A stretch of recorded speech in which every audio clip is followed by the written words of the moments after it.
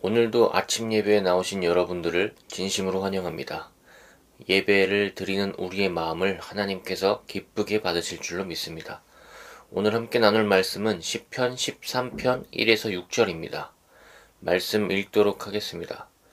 여호와여, 어느 때까지니이까? 나를 영원히 잊으시나이까? 주의 얼굴을 나에게서 어느 때까지 숨기시겠나이까? 나의 영혼이 번민하고 종일토록 마음에 근심하기를 어느 때까지 하오며, 내 원수가 나를 치며 자랑하기를 어느 때까지 하리이까? 여호와 내 하나님이여, 나를 생각하사 응답하시고 나의 눈을 밝히소서. 두렵건대 내가 사망의 잠을 잘까 하오며, 두렵건대 나의 원수가 이르기를 내가 그를 이겼다 할까 하오며, 내가 흔들릴 때에 나의 대적들이 기뻐할까 하나이다. 나는 오직 주의 사랑을 의지하여 싸우니 나의 마음은 주의 구원을 기뻐하리이다. 내가 여호와를 찬송하리니 이는 주께서 내게 은덕을 베푸심이로다. 아멘. 한 선교사님이 인도네시아에서 선교를 하시다가 한국에 잠시 들어오셨다가 다시 인도네시아에 들어가셨는데, 근데 그 와중에 무슬림이 교회에 대한 테러를 일으키는 바람에 일정이 많이 밀렸다는 이야기를 들은 적이 있습니다. 그런데 그 선교사님의 이야기가 좀 인상 깊었습니다. 이 선교사님이 무슬림이 참 안타깝고 불쌍하고 정말 변해야 되는 그런 종교라고 말씀하시는 것이었습니다. 무슬림에도 힘이 있는 사람이 있고 권력이 있는 사람들이 있는데, 이 사람들은 자살 테러를 하지 않는다는 거예요.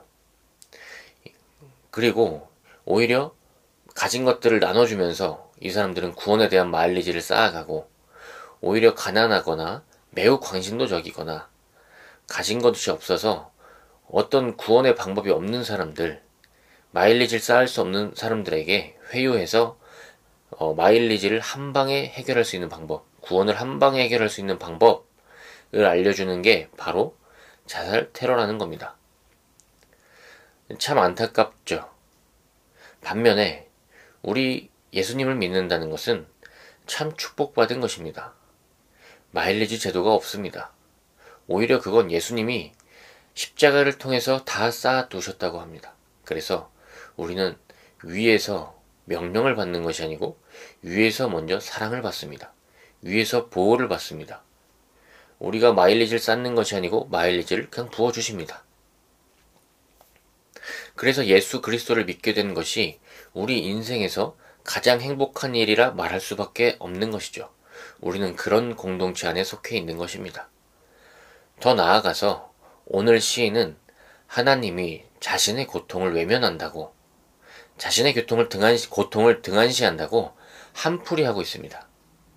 1절입니다. 여호와여, 어느 때까지니이까? 나를 영원히 잊으시나이까? 주의 얼굴을 나에게서 어느 때까지 숨기시겠나이까? 이거 완전 따지고 있는 겁니다. 이거 요약하면 언제까지 숨어 계십니까? 나오세요. 이렇게 말을 하는 거거든요. 이것이 사실은 근데 그리스도인의 특권입니다. 하나님 믿는 자의 아주 강력한 특권입니다. 세상을 지으신 분에게 한탄하고 하나님의 자비와 은혜가 절대적으로 필요하다고 이렇게 빈손으로 지금 떼쓰고 있는 겁니다. 브루그만이라는 신학자는 이렇게 말해요. 우리에게 특권이 있는데 그것은 바로 항의할 자유라는 겁니다. 우리는 탄식으로 하나님과 함께 삶을 영위해 나간다고 합니다. 그리고 만약 탄식이 불가능하다면 그곳에 우리의 자아는 없고 두려움과 죄책감에 뿌리를 두는 강압적 순종과 종교만 남게 됩니다.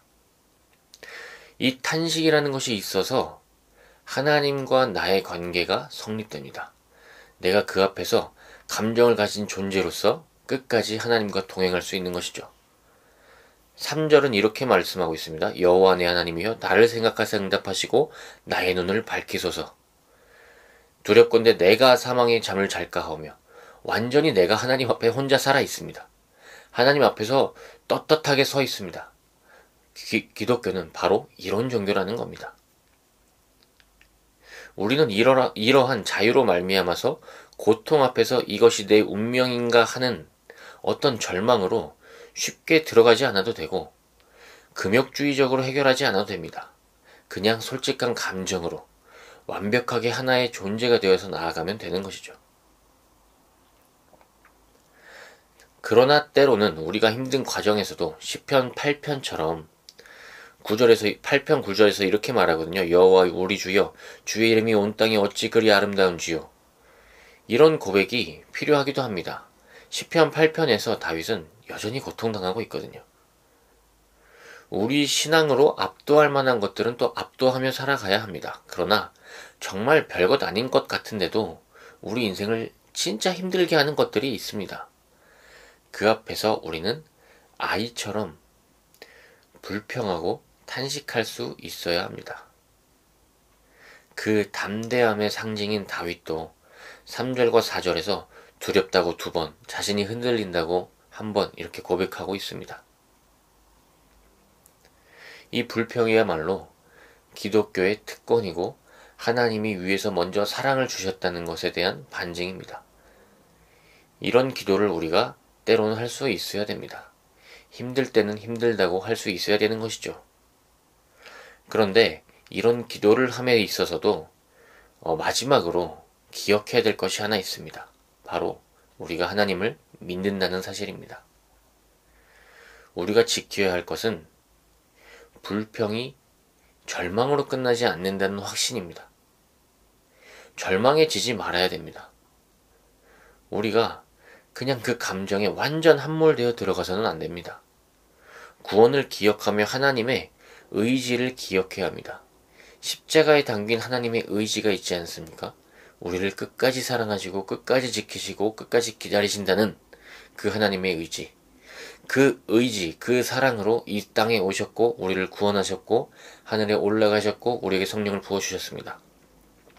하나님의 그 의지가 우리 삶을 향하고 있다는 것을 우리는 강하게 붙잡아야 합니다. 제가 어릴 때 참 어려운 일이 있을 때마다 어머니가 해주신 말씀이 그냥 찬양하라는 거였습니다. 그런데 희한하게도 찬양하면 마음이 편안해지곤 한 기억들이 꽤 많이 있습니다. 그래서 지금도 힘들면 자동으로 튀어나올 때가 있습니다. 심지어 군대에서도 제가 갑자기 흥얼거리고 있으면 통신병들이 오늘 그 소대장님 힘든가 보다 뭐 이런 얘기를 한 적도 있으니까요. 그런데 오늘 6절도 마찬가지입니다. 내가 여호와를 찬송하리니 이는 주께서 내게 은덕을 베푸심이로다. 다윗도 오늘 이 어려운 상황을 찬송을 드림으로 마무리 짓습니다. 많은 때를 쓰고 하나님 앞에 모든 것을 내려놓고 거기서 회복이 시작되는 것입니다. 거기서 찬양이 시작되는 것입니다. 우리가 그런 복 있는 삶을 살아야 되지 않겠습니까? 하나님 앞에 불평하되 하나님 앞에서 회복될 확신이 있는 것, 그것이 오늘 우리가 가져야 될 자세입니다. 시편 1편의 주인공처럼 우리는 반드시 복 있는 사람이 되어야 합니다. 어려움 안에 탄식과 찬양이 함께 있는 복 있는 사람 되기를 축복합니다. 기도하겠습니다. 하나님 감사합니다. 오늘 주 안에 나의 탄식과 나의 찬양이 있기 원합니다. 내 삶 속에 어려움을 외면하지 않으시는 주님, 주께 나의 고통을 올려드리오니 주여 이 고통을 해결하여 주옵시고 주여 우리 삶에 나타나셔서 주의 살아계심을 나로 하여 더욱더 깊이 믿게 도와주옵소서. 주님 오늘 하루 주님께 올려드립니다. 주여 함께하여 주옵시고 우리로 기쁜 하루, 감사한 하루 맞이할 수 있도록 도와주옵소서. 감사합니다. 예수님의 이름으로 기도드립니다. 아멘. 오늘 하루 힘들어도 탄식과 찬양과 이 기도가 함께 있기를 주님의 이름으로 축복합니다. 감사합니다.